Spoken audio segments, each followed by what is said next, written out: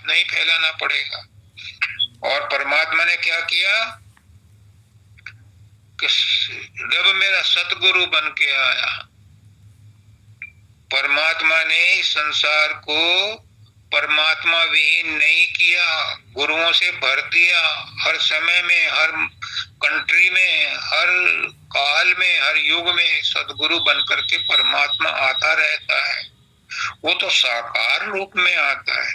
निराकार रूप में आपकी आत्मा जब सतलोक से चली, महाशून्य में आकर के ब्रह्मांड में आई, तो पहले सूरत कहलाई, फिर आत्मा कहलाई, और ब्रह्मांड में आकर के मन के साथ मिलकर के, तीन गिनों के साथ मिलकर के वो मन कहलाई। वो तो फंसी पड़ी है, वो तो लिपटी पड़ी है।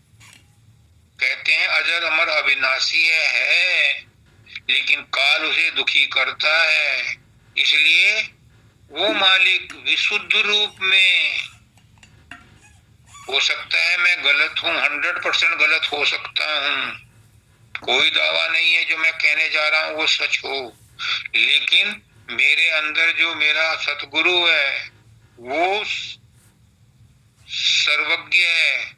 वो कहलवा रहा है कि शब्द रूप में, वो विशुद्ध रूप में अभी भी हमारे अंदर मौजूद है। वो करप्ट नहीं हुई है। करप्ट हमारी ये सूरत हुई है जो मन के साथ लगी है।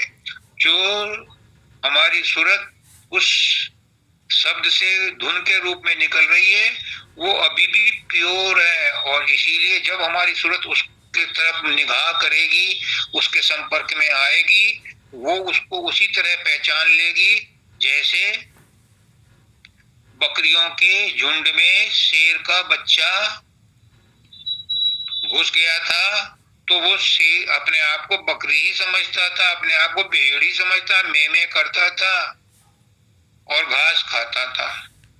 जब शेरनी ने देखा कि ये बच्चा तो शेर का है, ये इनके साथ कैसे रहता है, तो वो वहां बैठ गई नदी के किनारे। जब वो पानी पीने को आया तो उसने कहा कि तू इनके साथ क्यों रहता है, मैं तो इन्हीं का भाई बहन हूँ।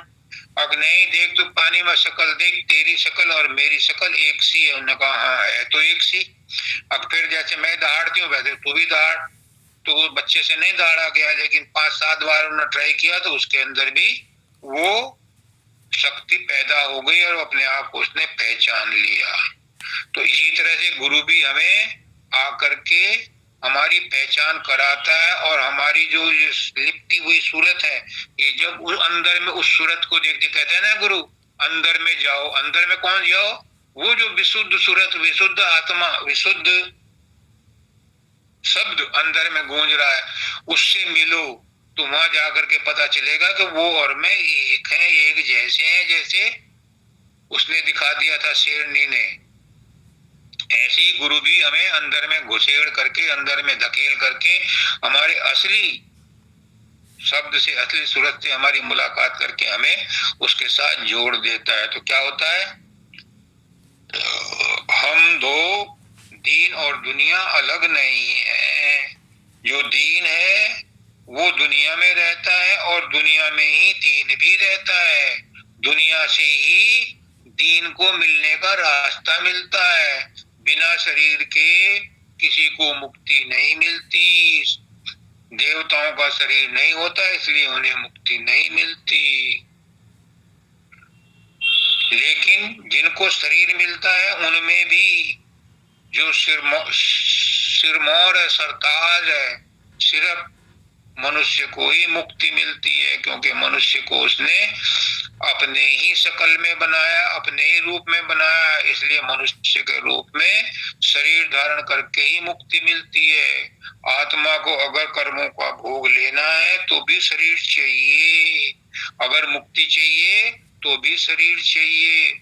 और बड़े भाग मानुष तन पावा,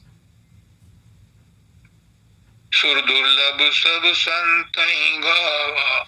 हमें बड़ा भाग्य हमारा, हम सौभाग्यशाली हैं कि हमें मनुष्य जन्म मिला है।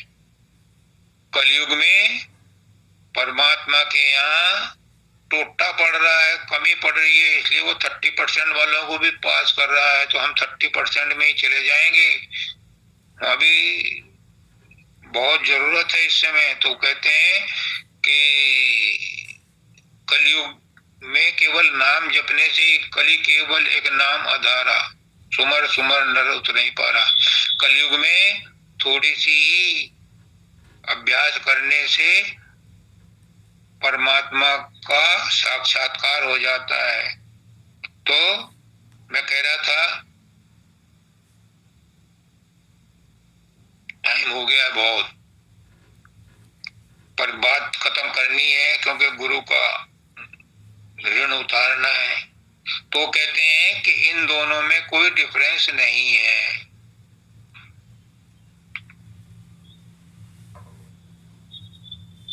लेकिन हम क्या करें, हमें तो दो दिखाई देते हैं, इहलोक परलोक, स्वार्थ परमार्थ, दीन दुनिया अलग अलग दिखाई देती है।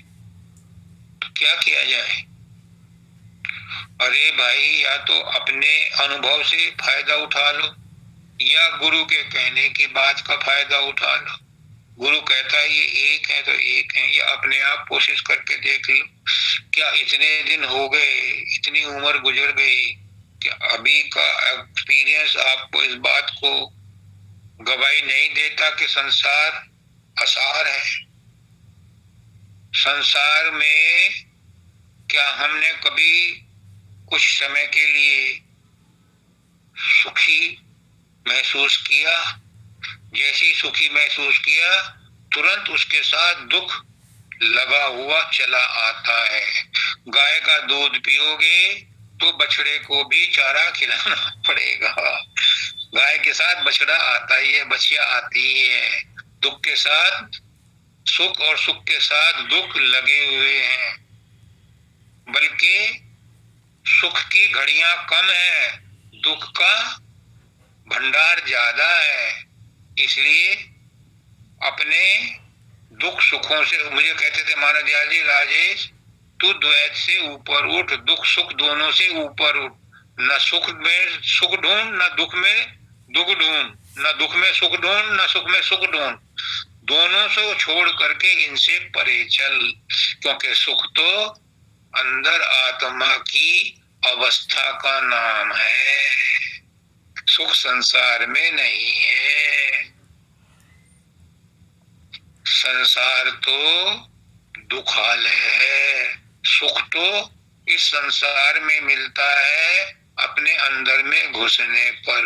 ये मानव दयाल जी की शिक्षा को याद करने के लिए, उनका ऋण उतारने के लिए, आपको उन बातों को दोहराने के लिए आज ये सत्संग छोटा सा अरेंज किया। हरि अनंत, हरि कथा अनंत। मानव दयाल जी अनंत है, उनकी कथा अनंत है, उसका गुणगान नहीं हो सकता। गुरु की महिमा कौन गाए, उसका गाना है कठिन। जहाँ तक मन वाणी वचन नहीं पहुंच सकते, गुरु की वाणी, गुरु का गुणगान करने के लिए मन वाणी नहीं पहुंच सकते। एक चीज पहुंच सकती है, वो क्या है? वो है अहंकार रहित समर्पण। समर्पण तो सब करते हैं, आप सब लोग भी करते हैं, और एक बार नहीं हजारों बार करते हैं, लेकिन अहंकार सहित करते हैं। अहंकार रहित समर्पण जब कर दोगे, तब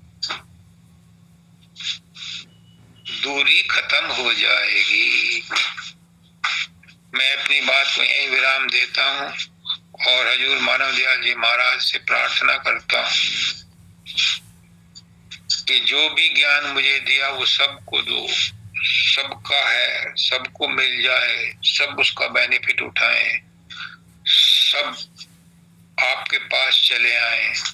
आपके पास तो आएंगे, एक न एक दिन तो आपके पास आना ही है सबने, लेकिन जितनी जल्दी आ जाए उतना अच्छा है, क्योंकि आगे आगे कलयुग में और घोर समस्याएं, आपदाएं आने वाली हैं। इससे पहले ही हम गुरु को अपना बना लें। गुरु को अपना बनाना आसान है,